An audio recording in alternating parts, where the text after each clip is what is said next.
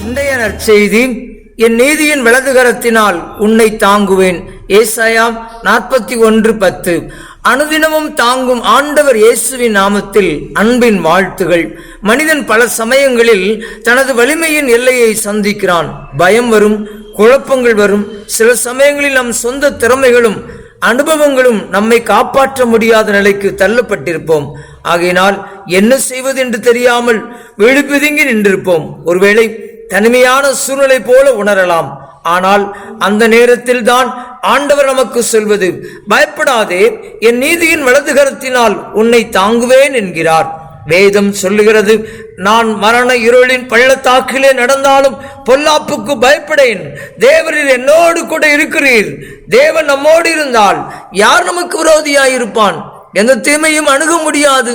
கர்த்தரின் பட்சத்தில் இருக்கிறார், நான் பயப்படேன், மனுஷன் எனக்கு என்ன செய்வான் என்று வேதம் சொல்கிறது. ஆகையினால் நீங்கள் அஞ்ச தேவையில்லை, பயப்பட வேண்டாம்.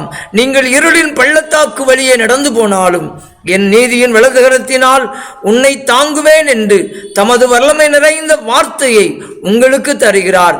அவ்வார்த்தையை விசுவாசிப்போம், அவரோடு கூட ஒன்றித்து நாம் நடப்போம். திடமனதாயிருங்கள், கர்த்தர் உங்களை ஆசீர்வதிப்பார்.